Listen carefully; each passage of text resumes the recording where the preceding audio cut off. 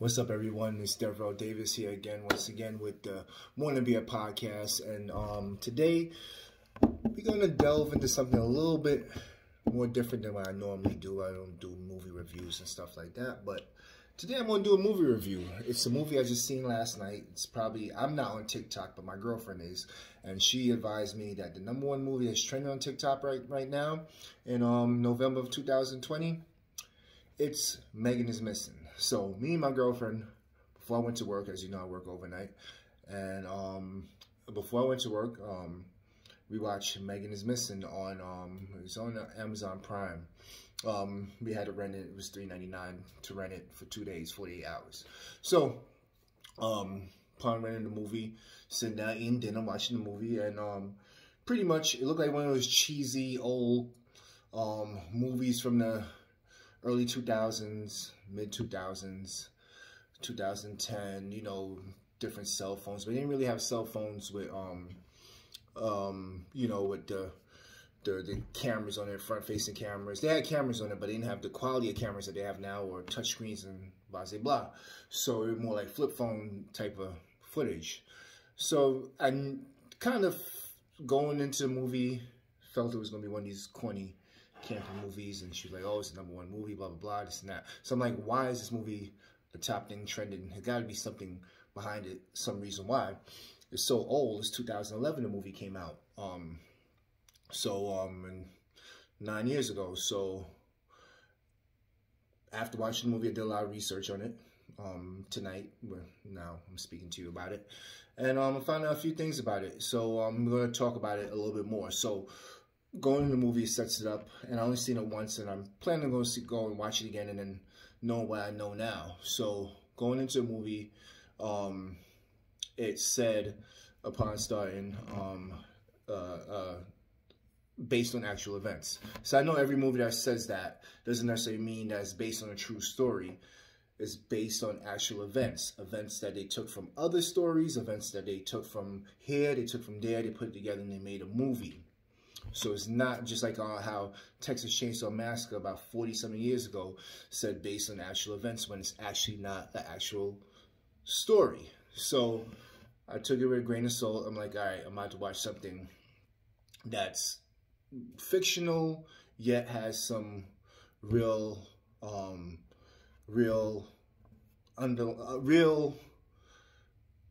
things with it. And knowing I work in the hotel industry, so human trafficking is something that we're big on. A lot of lessons that we go over and stuff like that, and knowing the telltale signs of human trafficking. So to deter it. So I know this movie was going to be touching on certain real subjects that's going on in the world: human trafficking, kidnapping, certain things you can't say on YouTube that involve forceful, actions by another person upon another person. So with that, of course, yeah, based on actual events, yes, it's very realistic. These are things that took place before, but is it a true story? No. So we was going into it thinking, all right, this might be, I'm saying to myself, all right, this is just actual events. It's not a true story. My girlfriend's more in the belief that, hey, this is a true story. This actually happened. And as we watched the movie more, she started believing that it's more of a found footage movie, a la a Blair Witch Project, Paranormal Activity, so on and so forth. So we're watching the movie now. The movie starts. You get into it. And if you're not wanting to watch it, you might want to go take a look at it.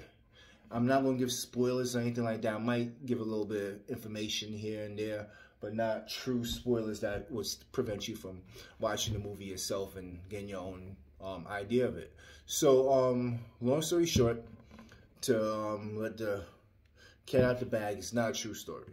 This is not actual people.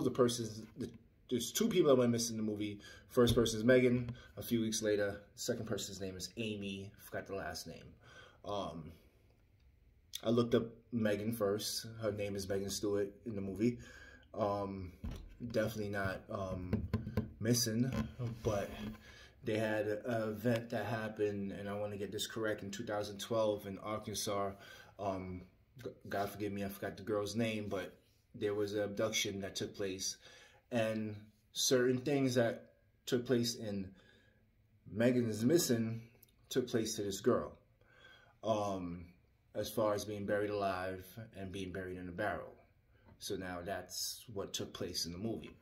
So as we watch the movie, it's coming along. It's like a little school movie. It's a fast girl in Megan, in the sense that she's a little bit more advanced as a 14-year-old, a little bit more advanced in her dating life than Amy is, and they're best friends growing up. So as this movie goes along, you start seeing Megan's more of an influence over Amy, to take Amy out, to take her to certain movies, certain parties and stuff that they hold in the school with her classmates and stuff like that, and getting involved with drinking and other things that kids 14 years old shouldn't be doing. So with that, it turned into one of these movies that many of us seen before.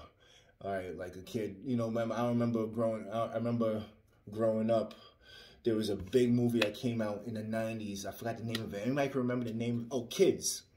If anybody remember the movie Kids and how it took place, where it was a girl that she had sex and she ended up getting a STD, which turned out to be HIV, and then this other guy forcefully went and had, you know, relations with her, and then he ended up catching it. It was such a train wreck of a movie, but that was like, at the time, one of the big high school underage movies where kids were doing sex, drugs, alcohol, all types of stuff they shouldn't be doing. To me, Megan's Missing falls in that category now, where it's one of those cult, I don't want to say classics, but one of those cult movies that becomes one synonymous with an era where Kids was more in my era when I was growing up, where now Megan's Missing is probably going to be for the people that was in high school in the 2010 era. So we see the similarities in that movie and this movie here.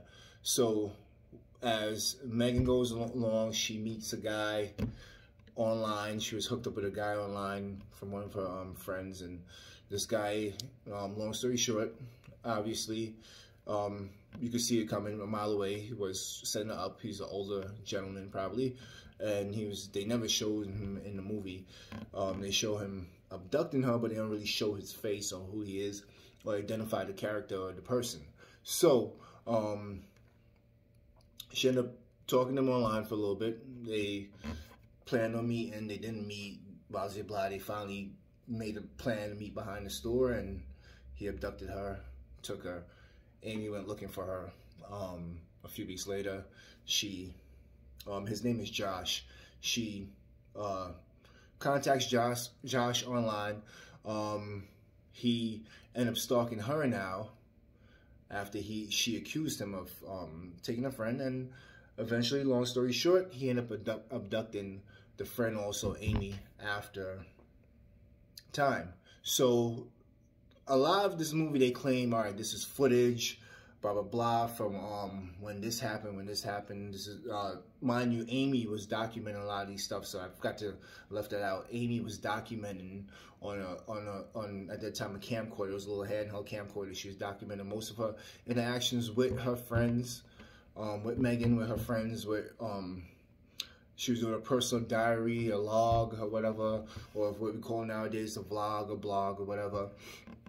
And she was documenting these things and ended up pretty much videotaping her demise in a way, because it ended up videotaping her kidnapping, and the guy ended up videotaping him doing certain things to her. So now I wanted to get through all this to the crux of the whole thing. It was a kidnapping, 2 kidnappings. Now this guy has Megan and Amy, and he has them pretty much in a dungeon type of setting in his house, I guess. Is in the basement, I'm assuming, or somewhere. He has him in a dungeon. In that dungeon, he has her tied up to a wall, chained up and everything, and pretty much she's at his will. He does everything to her, throws cold water on her, feeds her like a dog in the dog bowl. He pretty much ended up doing something to her that, to me, was very graphic and very uncomfortable watching it. As a parent, I do have a son, but as a parent, seeing this is not something that I felt comfortable watching, and I don't think anybody else really would feel comfortable watching that type of thing too. Mind you, this movie is banned in New Zealand, I guess because of these reasons, because a lot of people right now are upset with this movie being promoted the way it is because of the sexualization of teenagers and little girls. But the fact is, there is a big human trafficking problem going on in America and across the world. It is what it is. So, and the sexualization of the girls, and there's pedophile rings and stuff like that. It's not really comfortable watching that. So they implied something that took place, and it was pretty violent, pretty graphic. And they showed her being a captive and being imprisoned by this pedophile, and she ended up being killed by the pedophile. They showed 22 minutes of the last 22 minutes of her life. Last 22 minutes of the footage of the found footage. The detectives found her camcorder in the garbage. I guess the guy wanted it to be seen, wanted it to be known. So the last 22 minutes they show, and they show him doing what he did to her being captive, her being fed like a dog. Then they showed him claiming that, all right, I'm gonna let you go.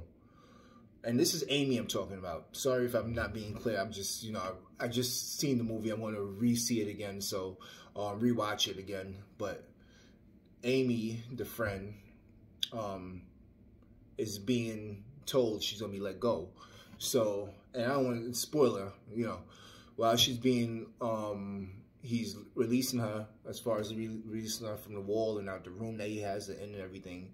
He says, for you to get into this barrel, because I want to transport you out my house and I don't want you to see where I live. So you have to get in this barrel and I'll take you there.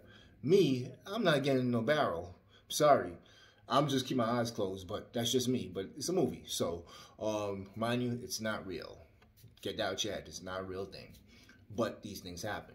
So when she looked into the barrel, it was her friend Megan, who looked like she suffocated to death in the barrel. And it was very graphic. It was very graphic when they showed the photos of what he was doing to her. And I'm one, I love horror. I watch horror. I want to put this in the genre of horror.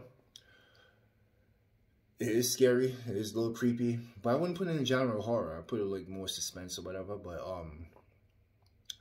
the two scenes I jumped at was when they showed the first photo. You'll know that scene when you watch the movie. You'll know what I'm talking about. And when they showed the friend in the barrel, the face. So remember that when you watch the movie, what I said, if you remember those two scenes. But Amy seen Megan in the barrel dead. He forced in the barrel forcefully. She's in the barrel with her dead friend. And the most disturbing part of this movie is a slow burn. Is when she's in the barrel, pleading for her life, and he's slowly digging the grave, and they showed the whole time he's digging the grave. That honestly had to take about 4 or 5, whatever, however long it took to film that scene. And put the barrel in the grave, and then she started screaming differently, more panicky, and started burying it. He stepped on the barrel and everything, put the barrel in there, started burying the barrel, and once he did that, you heard the screaming stop and the pleading stop, and that's even more disturbing in my opinion. So that was pretty much the end of the movie. The killer never got caught. We never knew who he was. We never found out who he was. And it left you with the feeling that this was something real we just seen. In my girl's eyes, she thought, I felt it wasn't really real. But to prove it to her, I was like, let's watch when it ended, let's watch the credits. It said written by and directed by, of course. And it showed Megan was played by such and such, which wasn't, and I forgot the name, sorry. And Amy was played by such and such. So these were played by totally different people. So it proves to you that it wasn't a found footage movie. It wasn't real. It was based on true events that took place in other stories and other situations, but it wasn't one full whole story that was put into a movie. It wasn't a found footage. It wasn't real video that they took place to make a movie, and it is very graphic as far as what you're going to see if you decide to look at it. I'm probably going to look at it again, just to, you know, but it's very graphic. Be careful if you're showing somebody that's triggered or sensitive to these type of things. It will probably F them up for a little bit. So far, this is probably in one of the top 5 movies I've seen that disturbed me. And it's definitely up there. And I've seen a lot of disturbing movies, but this is probably my top 5, maybe top 10 if I'm, you know, if I took it down a notch. But I mean, there's a reason why it's banned in New Zealand right now with all the pedophilia and human trafficking going on. Don't really think it's something that should be promoted as much, but for some reason Amazon dug it out the, no pun intended, maybe I should not use that. Amazon decided to bring it back and put it out there again in 2020 when it came out 9 years ago, and don't really know the reason why. Don't know if there's a conspiracy theory behind that, but if there is, I'll definitely get back to you and let you know. All right, so that was just my short take on Megan is Missing, and Devrell Davis. Please like, subscribe, and tell a friend, and share this video with everybody else that you can. All right, peace.